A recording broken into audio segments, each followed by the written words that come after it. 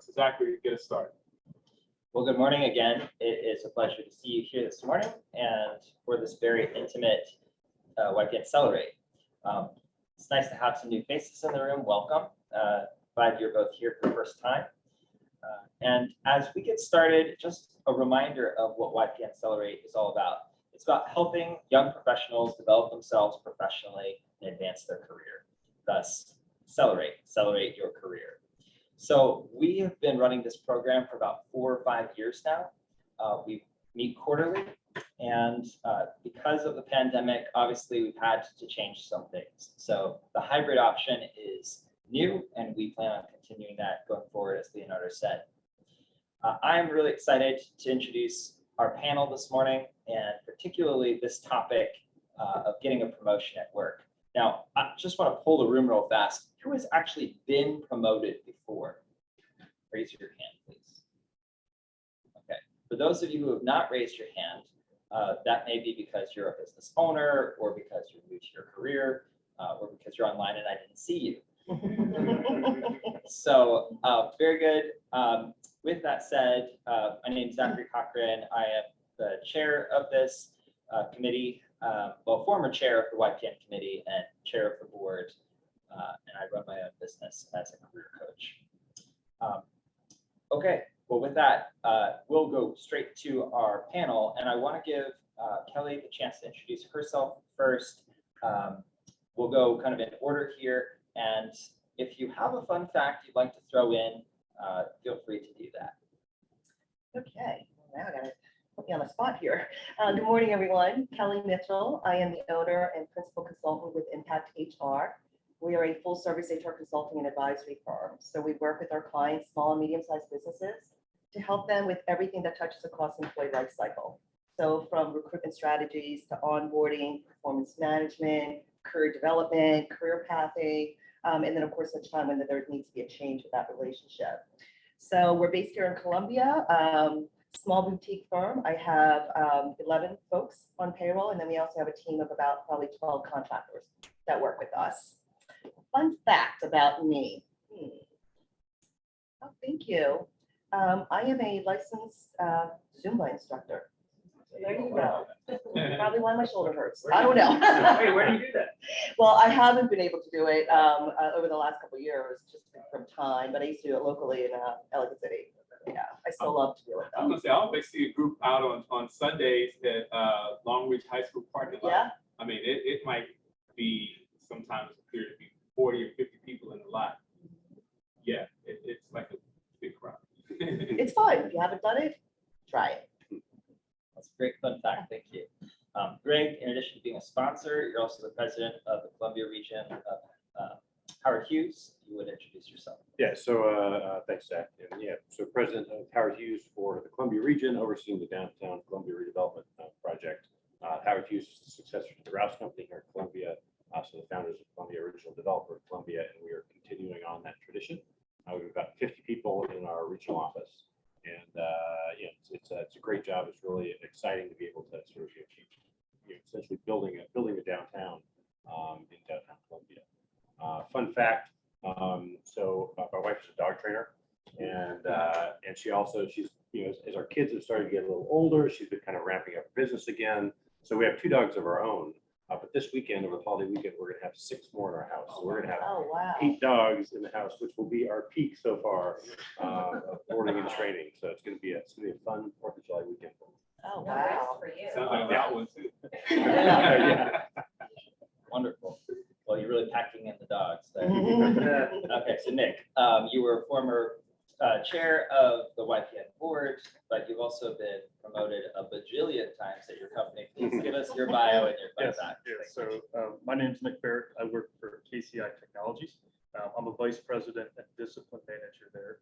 KCI is a multidisciplined engineering firm doing pretty much anything engineering.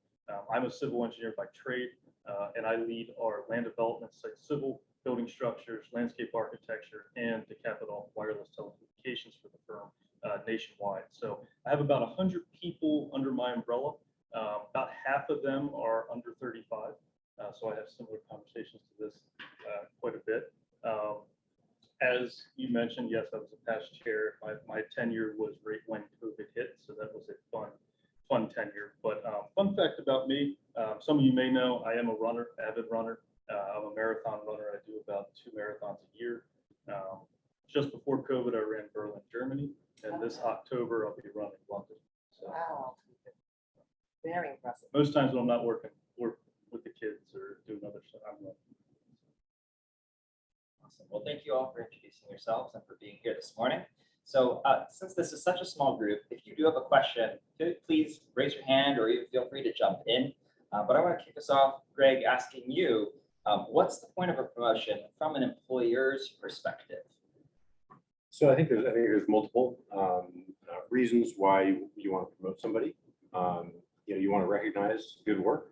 To me, that's maybe the most important thing is it's important for people to feel recognized when they're making contributions. And so there's that. There's kind of recognition and rewarding, retaining the people who are your top performers. I think those are probably the most important reasons.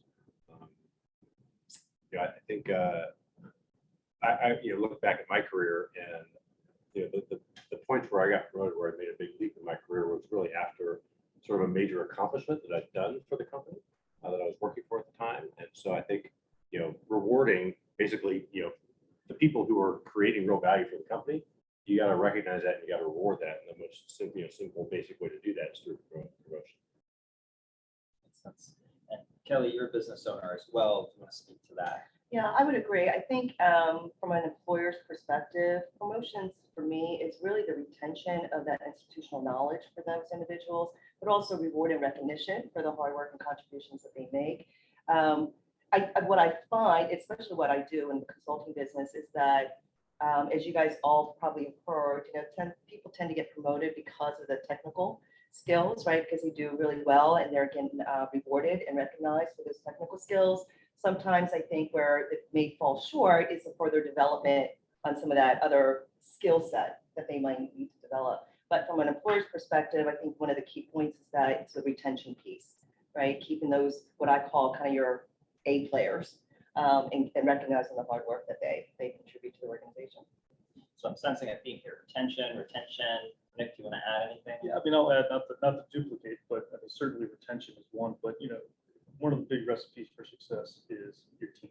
So developing the team, further developing the team, growing the team, and you need those leaders, you need those people, those standout people that are invested and want to further the group. So promoting them to lead further development is important as well. So development's a great word. And as the next question, Nick, what's your favorite story about how you were or were not promoted? In your case, I think we're promoted, was it 7 times? Yeah, so my history is I've been with KCI about 18 years. I started out while I was at University of Maryland, finishing out my degree. So I came in as an intern, surveying out in the field, the year of the cicadas, 18 years ago, surveying for the ICC. So I started out and just kind of worked my way up. Funniest story I had with a promotion was probably about, I guess it was 8 or 9 years ago.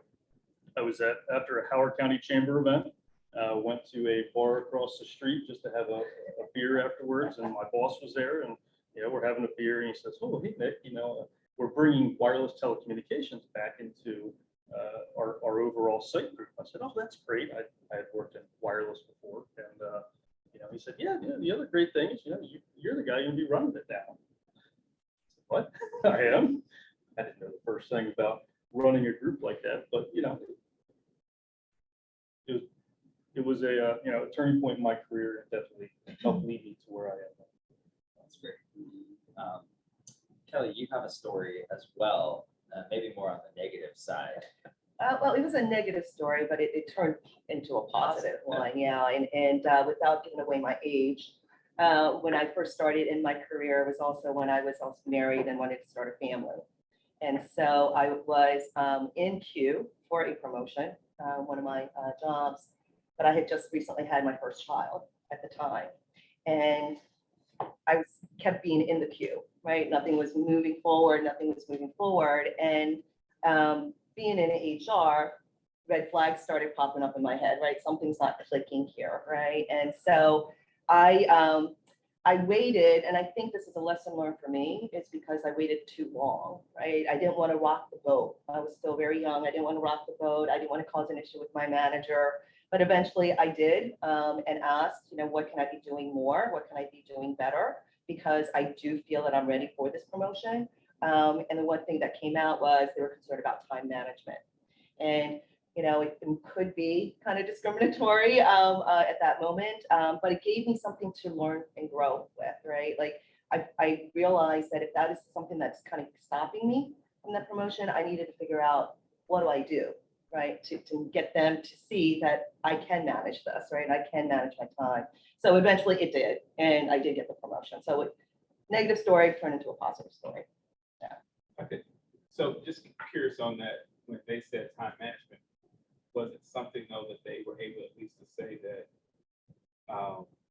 this is, I guess, maybe what the expectations were and how you weren't meeting it? Because I know sometimes it's easy, whether you're the recipient or even the management side, Mhm. to give this statement without specifics to where you're kind of like, oh, well, I didn't know that you expected this within a certain amount of time because maybe it wasn't articulated.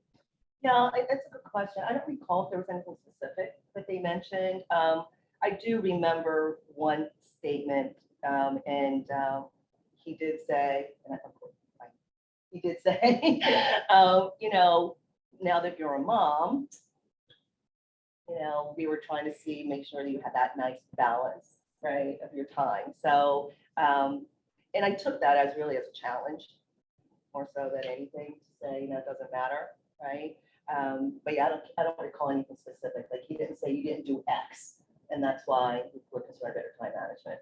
Yeah, and I just think about that because, again, sometimes, like I said, being in management, it's like we have to also think about, are we clear in what the expectations are before we say someone's not meeting? Yeah, and we have a lot of clients that, I'm sorry. Yeah, please. We have a lot of clients that they say, so-and-so is pushing for a promotion.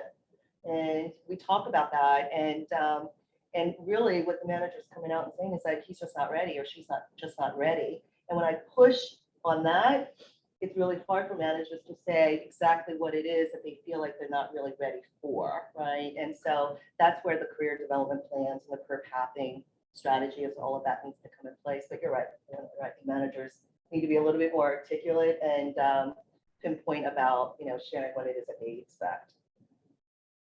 So I want to follow that thread and go off script for a second. Now that people are in many cases remote and not in the office, some companies have gone fully virtual. How do you even get identified for promotion when you're invisible and no one else on your team can sort of recognize, how hard you're working here? Greg, do you want to speak to that, or is that even relevant in your context? I mean, I'll give my opinion. It may not be a popular one, but we are at our company. We, over the last couple of years, we've been evolving and trying to figure out what the future is going to look like. We are currently, and have been for about 6 months, in a hybrid work situation where, we do have some essential employees who are, have to be at their jobs every day, but the bulk of people are 3 days a week in the office, Tuesday, Wednesday, Thursday, and then Monday and Friday are optional in the office days. I don't think there is a good substitute for being face-to-face and seeing people in the office. At some point, I've been in my career almost 30 years. I'm sure there's going to be, a tough economic time that may be coming sooner rather than later in terms of recession. And I would bet, dollars to donuts, that the people who are going to get, who will be affected by a layoff will be people who are not showing up on those Mondays and Fridays. It's to me, the best way to set yourself up for a promotion is to be seen, to be in the office, and it's kind of old school, but be the first one to leave, to get there, and the last one to leave, or at least one or the other. Maybe you can't do both, but and just be available and be eager to take on work. And the worst thing is somebody who says it's not in my job description or has that kind of attitude. It comes through very clear that some people are really, excited to be working and enjoy it, and they want to advance their career, and they're eager to take on work, and they want to do a good job, and they ask questions, and other people are just kind of there for the paycheck. And so, yeah, I just don't think there's a substitute for, being in person and showing up and doing the job. Kelly, I see you agreeing a lot over here. Can you Yeah. speak to that from your Yeah, perspective? absolutely. And I may not agree 100% with Greg about, having to be in the office. I do think that one of the key things, especially in this world today we're living in with being remote, being active, right? Being seen. I've seen folks that jump on these Zoom calls, they have their cameras off, right? You don't know what they're doing. Are they even paying attention? Are they being engaged? I think those things are really important in today's world. The other thing that I do like to mention is that because we've been in this remote world, we have now all this new technology, right? That people can stay connected. We use Teams now. I mean, I have every app on my laptop, right? Go to meeting and Zoom and Teams and all of that.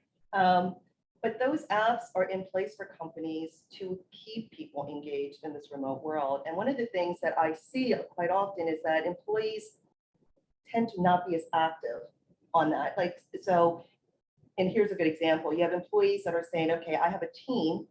I want to reach out to my team because I need some support. I have a question or what have you. And no one on the team answers that person, right? That is also not seen because managers see that, who's being active, who's being supportive, who's a team player. So I do agree that it's being engaged, being active, and being seen, right, in this remote environment. So we've been talking about this from a positive perspective, but you could look at the same question from the negative perspective. What are the landmines that would hold you back from being promoted? Nick, do you want to speak to either side, the positive or the negative side? Yeah, so I mean, not why I hate to dwell on the negative, but the biggest thing is that it's being seen. It's having that relationship. You can log in and to the previous question, I tend to gravitate towards where Greg was on his position, that it's about being seen, but it's not being seen necessarily 100% of what you're doing your job. It's being seen to have that conversation around the water cooler, developing the relationship. That's the key. So the negative could be you're not developing, you're being seen, but you're not developing that relationship in a remote. That's what's going to hinder you, in my opinion. Right. So we're talking about being seen really as a factor of developing and deepening that relationship, building trust. This is applicable with business owners as well, right? If we're trying to reach customers or prospects, we need to be connecting with people and seen in a way that develops that trust. So can you speak to the negatives as well, Greg, or Kelly, if you want to, or we'll move on as well. The negatives about, But just negatives of what holds people back from being promoted. You said positively people need to be seen, but negatively. yeah, and I think being seen is, that's kind of a proxy, but, really, the work environment is a dynamic environment, right? And you may have your day planned out and something may come up at 10:30 and it throws your day for a whole loop. And you got to switch. And when something happens and you need help, you're not going to look and see, you're not going to go to Zoom, right? You're going to see who's in the office and who can help you. And that person, junior person who's able to be there and talk through whatever's going on and help you out to solve the problem. That is, that's the best opportunity for you to build a relationship with the senior leadership in your office, is to be there when something comes up that's a real problem for leadership, and you can help solve it. That's memorable. Much more so even, honestly, than just kind of doing your regular day-to-day work. So Kelly, what's the most important sort of reason or item as to how you commit a promotion? I think awareness is key. I think individuals need to know and continuously have conversations with their managers about what do I need to further develop. If I want to go from point A to point B, what does that look like? Can you help me get there? And it's kind of what your developmental plan, right? It's to say, these are the key things that I need to work on. Going back to my story about time management, if I didn't get that from my manager, I would have never known that that was one of the areas of concern for him, right? And so I think it's that awareness and being able to work collaboratively with your management team to say, what is it that I need to further develop? In other words, be seen, be vocal, right? Ask and grow and further develop yourself. Do you want to speak to that as well? Yeah, so I mean, I think it's being seen is the most important, but developing that plan is crucial. And having an ongoing conversation. You know, it's not that once a year, end of the year at review time, you have that checkbox list, you all work through it. It's having really a catered plan. Everyone is different. Everyone changes what they want. I mean, I have a younger engineer, your typical engineer that would just hide in his cubicle and do his work. Did a phenomenal job, don't get me wrong. But quiet, you know, did what he, one day he came up and said, when am I going to be able to be that project manager and work with clients? Took me by surprise. I didn't think this person who's an extreme introvert wanted to do that. So, you know, we put together a catered plan for him of, you know, not just here's the technical, here's that kind of stuff, but hey, maybe you should get involved with entities like the Chamber, like with, you know, other community things to help him, you know, break out of his shell, so to speak, to gain those soft skills, because, you know, managing clients, you know, you kind of have those soft skills. So it's having catered plans is the best thing, and having that ongoing dialogue. Right. I would say in addition to that, it's also being sort of ready for opportunities. You know, again, looking back at my career, the times where I advanced really was kind of I was in the right place at the right time, and there was a need. And yeah, I mean, you know, very early on in my career, for example, you know, started out in development, working for Westfield.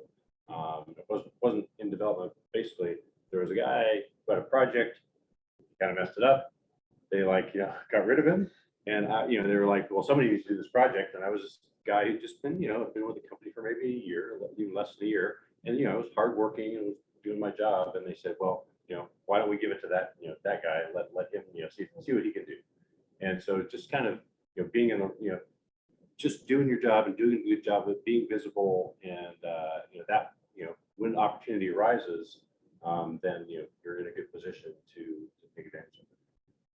So how long should it take to get promoted? For example, if I keep getting passed over year after year after year, should I just like know when to take a hint here, or what would be your timeline? In you know, in thinking about this question, because you know, Zach gave us the question in advance, I look back at, you know, my career, almost 30 years kind of in the real estate business, and I think I had 7 promotions over that time. So did the math, and basically once every 4 years.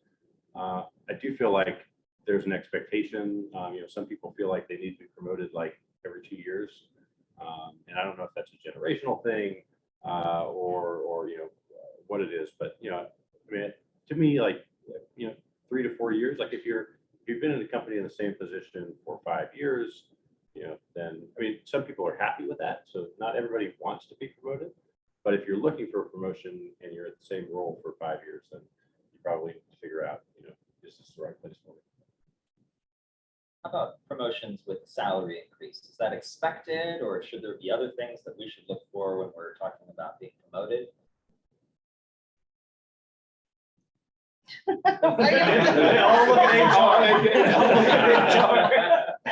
love that, but all the heads just kind of turn it right away. Let me answer the first part of that question. I do think it's expected, right? People do think if I'm getting a promotion, there's going to be some type of salary increase to it. I was sharing with the team during our call when we were kind of Zach was prepping us for this panel discussion. To me, as an HR professional, the word increase is where I kind of get hung up. I do think, yes, you pay for the value for the work that you are going to be doing, you know, in that promotion. So generally speaking, there is some type of a salary adjustment. But promotions aren't necessarily always upward, right? And so I think it's the word increase that I think needs to be a little bit of a mind shift change, because it may not happen right away, but it could happen at some point, you know, when you're kind of showing and proving that worth in that new role. So, you know, that's kind of my take on it.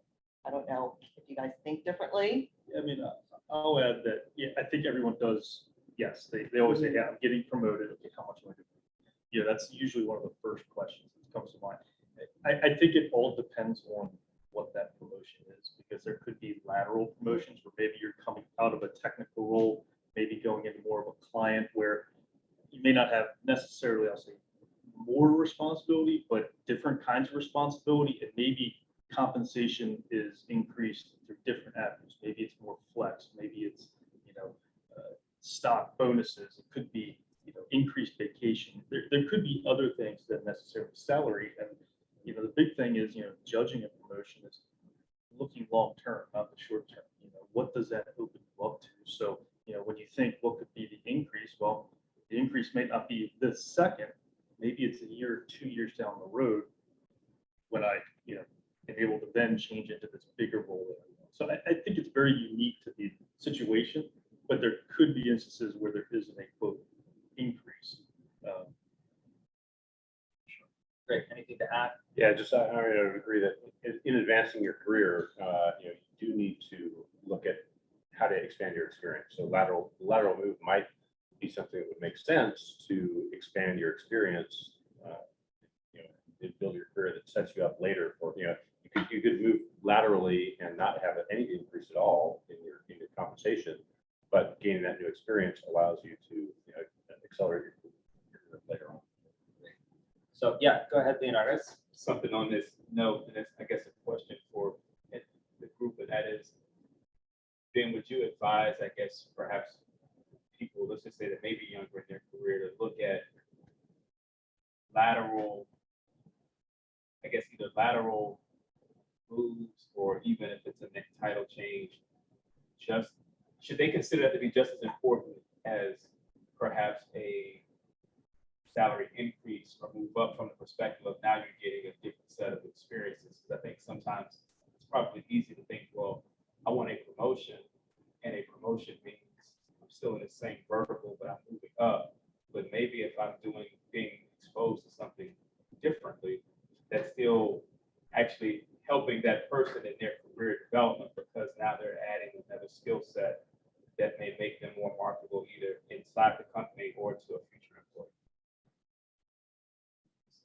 Just thoughts in terms of how should people be also looking at, I guess, I don't know if you might call it a lateral move that gets you new exposure, even as because I think in this case, if we're saying the next promotion, oftentimes, at least for me, I'm just thinking as I was listening to all, promotion often constitutes, I'm moving from maybe manager to coordinator to manager, manager to director to this, as opposed to maybe it means I'm going from here to there, but now I've been exposed to something totally new that makes me either more valuable to the business or more valuable to somebody else. I mean, so this, as you kind of give advice, what are your thoughts in terms of seeking opportunity as opposed to always seeking, I guess you could say, a vertical leg up? I would say yes. I think that everyone should be looking at various different opportunities within the company. It goes back to what I said earlier about retention and that institutional knowledge about the company and its operations. So I strongly believe that the more opportunities that you look at where you feel that you can make a valuable contribution to the organization is a promotion, right? It's a way to kind of further develop what you need to develop so that, you can go this way or go this way, throughout your career with the company.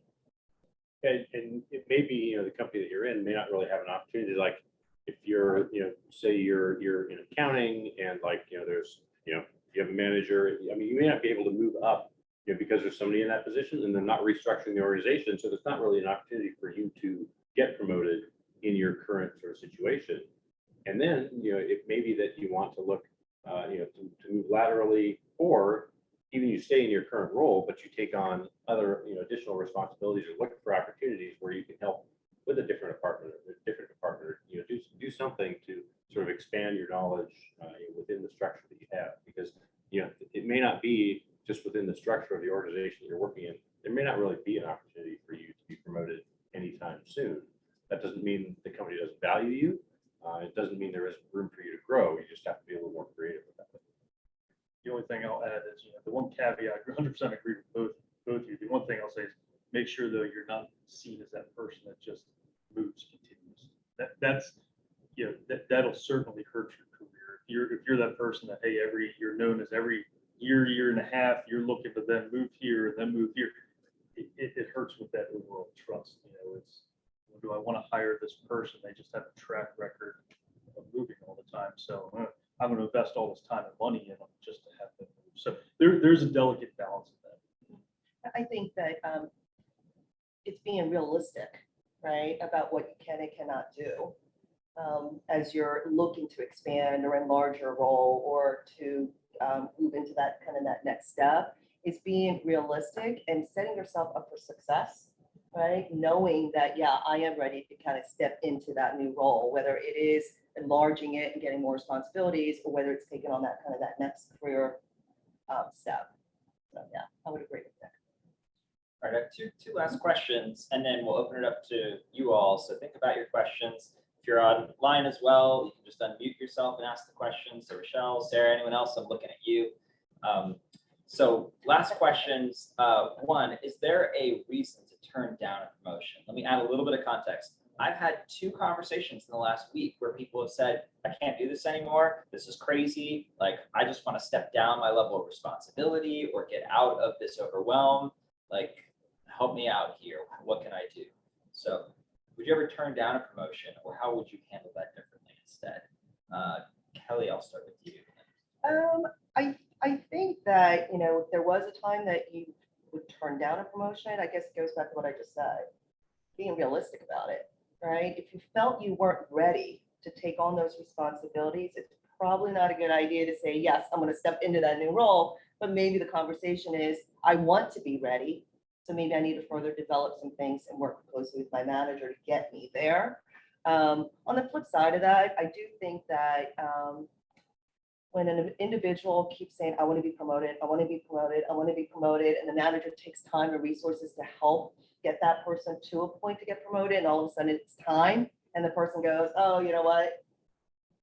Maybe it's not the right time. I don't think that's probably a good situation to be in either. And not everybody wants to be, not everybody wants to be the boss, and which is great. I mean, certainly some of the most valuable employees that I have are people who are happy with their job. They're not really looking for promotion. They just want to do their job and they do it well. And that's, and that's great. Those are very, very valuable team members to have, incredibly valuable. I do want to go back to one thing that Nick said, and kind of goes to the idea of, job hopping or moving around too much. That is definitely a red flag if you're looking at, somebody's resume, and, there can be, like a couple moves over, maybe you were in a job for, a year and it wasn't the right spot and you move. But like when you see like, 4 or 5 moves over the course of, 7 or 8 years, I would be very reluctant to hire somebody who hasn't, demonstrated that they're ready to commit to, because you really, to really provide value to a company, you have to be there for a while. You have to, at least in most jobs, I've only been really at 3 companies. My career was, started at Guess Jeans, did 4 years there. Then I moved to Westville, for 15 years, and I've been at Howard Hughes for almost 10. And, to provide value to a company, you got to be there for a while, and you got to be in probably one role for a certain period of time. At least, again, that's the real estate development world. Maybe other company or different industries are different, but it seems like you really have to be there and be doing a job for a while in order to create some real value for the company. Last question I'll give to you, Nick. What can I do today to start gaining a promotion at work? Not me specifically, obviously. I'm running my own business. Promote yourself, Zach. Yeah, come see you. I think the big thing is, if you're looking for that promotion, I think the first thing is become self-aware. You need to take a step back, look at where have you come, where are you now, what are you doing, both good and bad. You really got to, you got to be objective and don't feel bad to look at, oh, maybe I haven't done better at this. But I think you need to first do that reflection. where am I now? How do I feel how do I fit in? Where do I want to go? How do I feel I'm ready for that promotion? And then it's having that conversation, and it's not jumping in guns a-blazing and saying, I need this promotion. I think it's having that constructive conversation of, this is where I'd like to see my career, to your employer, your supervisor. What can I do to make sure I get there? And what do you think maybe that time frame is? And just having that honest conversation, and don't take it personally if they say, hey, you need to do X, Y, and Z, because again, you don't know what you don't know. So the good, the bad, and the indifferent criticism is all. Oh, yeah, I would agree. I think it's important for everyone to know what your career development plan is, right? And if that can't happen unless you're having that dialogue with your supervisors, your managers, your executive teams, to say, if I am going to be in this role, I'm going to learn and I'm going to grow, but I want to continue growing and take on more responsibilities.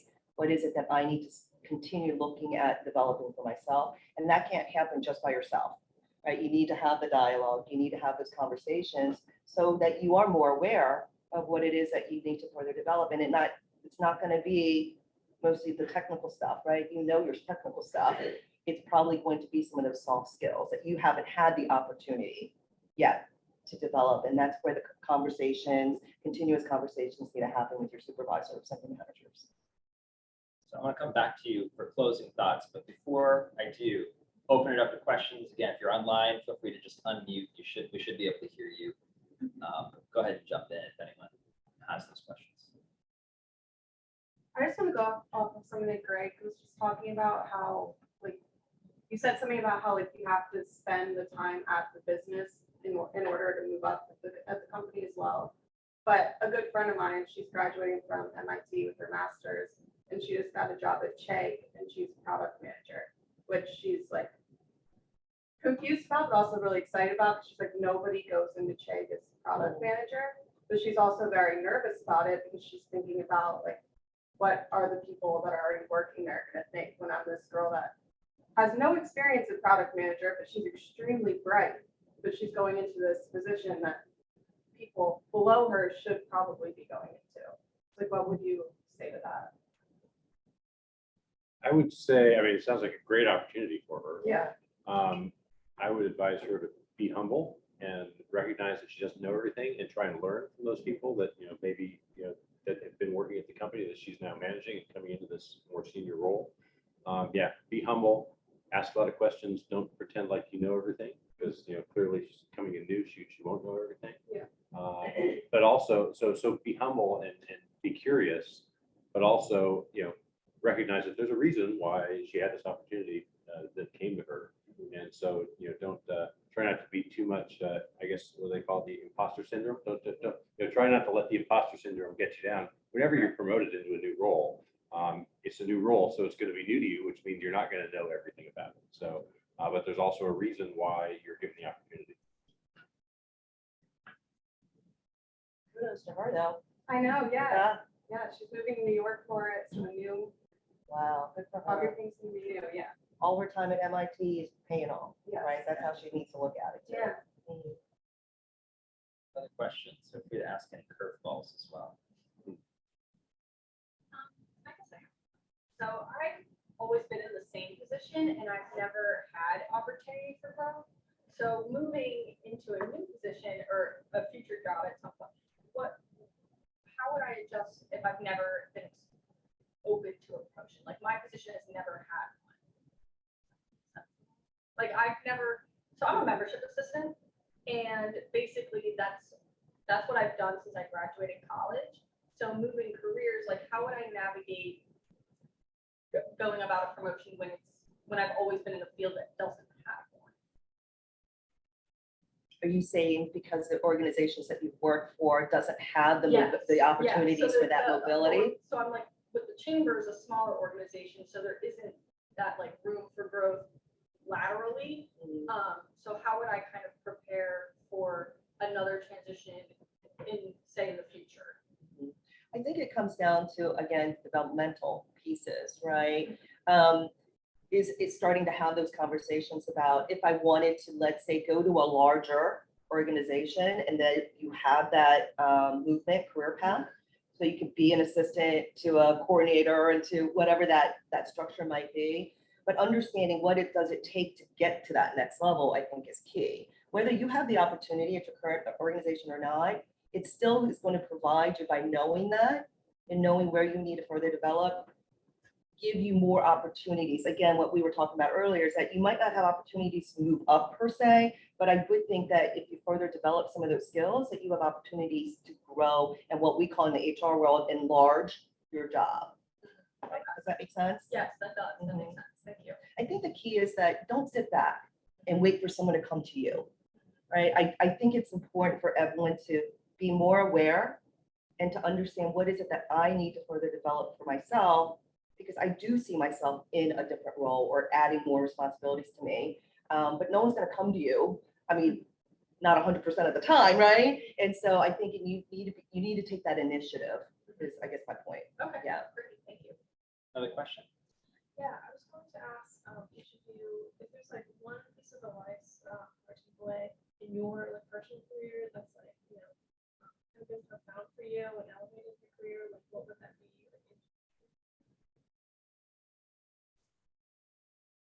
I would say for me, the biggest thing that impacted my career was the recession in 2009. You know, for us at the engineering industry, at the engineering world, it was hit very hard. And for me, you know, I became the yes man. You know, I would go around and, hey, what can I do for you? What can I help you here? Can I draft this? Can I run these plans? I call around throughout the company to make sure I had enough work to keep myself busy. And in doing that, it helped me grow relationships throughout the industry that, you know, I lean on today. And I think that for me, you know, just being that open to, you know, not having that, that's not my job, you know, mentality, you know, that I'm willing to help you and how can I solve your problems? That really helped me in my career advance. Yeah, I think, and this might sound a little contrary to sort of, you know, the more active, you know, sort of like planning out my career and what I'm going to do, what do I need to do next. Just being there and doing a good job of whatever the job is that you're assigned to, be there and you can be a little patient sometimes because opportunities happen, you know, the economy changes, there's a recession, suddenly your company gets bought, your company gets sold, your company acquires something new.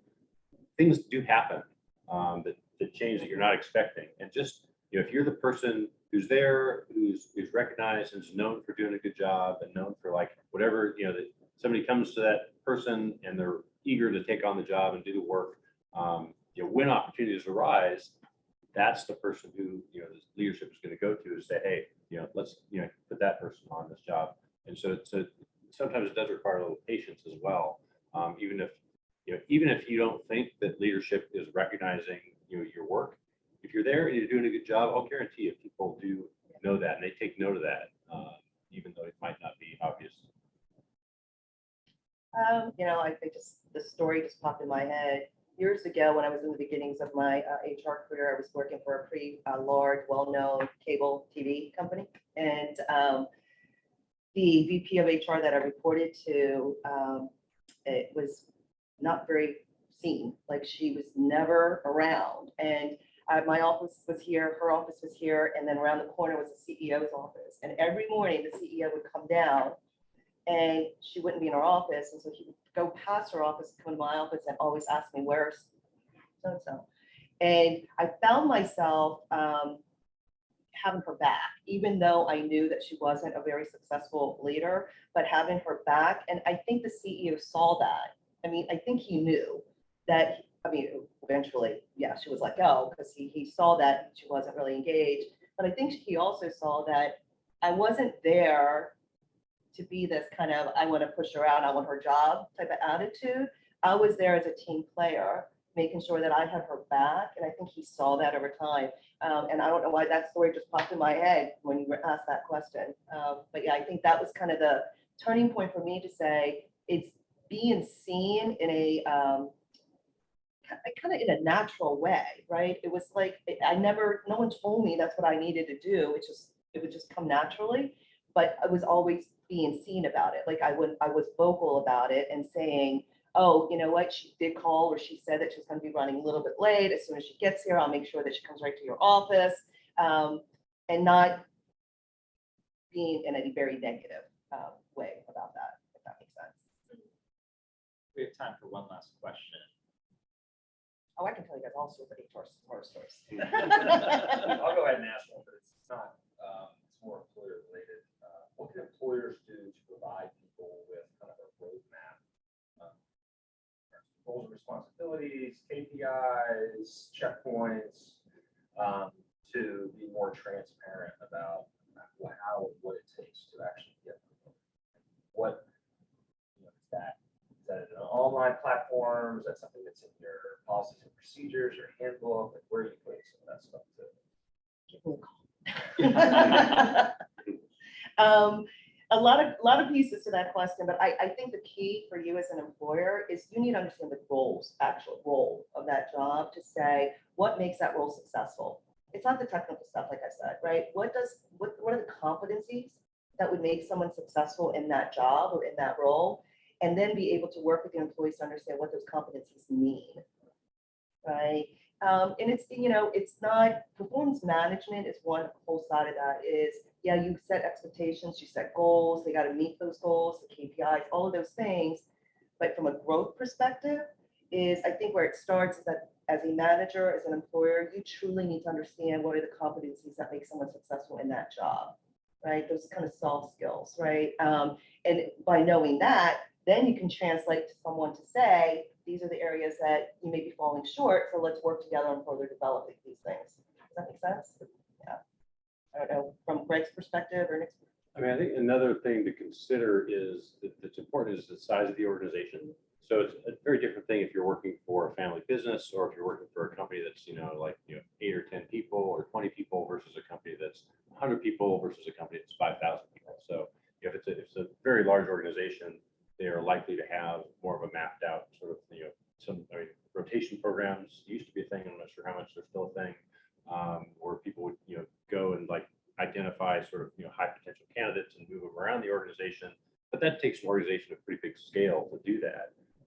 So I think, sort of paying attention to, whereas in a smaller business that might be, 10 or 20 people, you can have a, direct dialogue with the owner and, be probably more, I mean, there's advantages to that too, because you can talk, directly with the leadership of the company and say, this is what I want to do with my career. How can we work together to for me to achieve that? Right. And Greg, you have 50 some employees. Josh, you do as well. So this would be a good follow-up conversation, I think. After. I want to give you an opportunity for closing thoughts, especially anything that's really practical or actionable about how to get a next promotion, or just anything that comes to mind. We'll start with you, Nick, and then I'll go down the line. I'll just say, again, biggest thing for me is, just being visible. Be there, be willing to take on whatever role they're asking. Outside the organization, one thing was, find a mentor, and preferably a mentor that may not be in your organization, or definitely not your boss or somebody like that.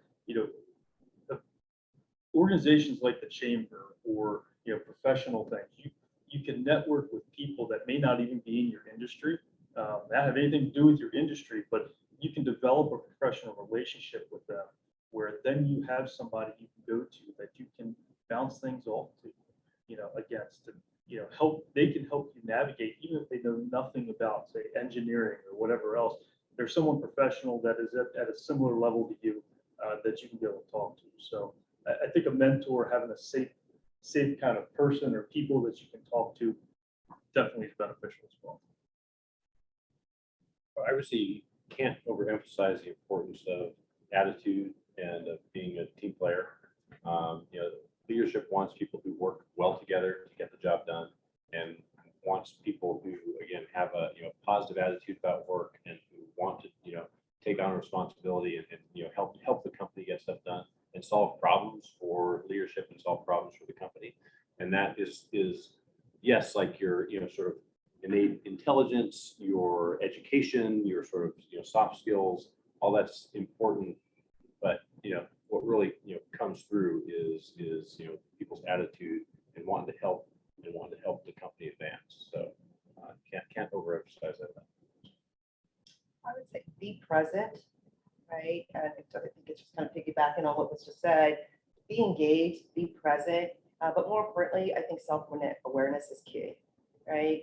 If you feel you're ready for kind of more, right, more responsibilities for that next step, find out, where you might not have that more, and have those conversations so that you can further develop yourself. So being present and being engaged is definitely important, but also that self-awareness, that where you are today, where you would like to go, and how do you get there.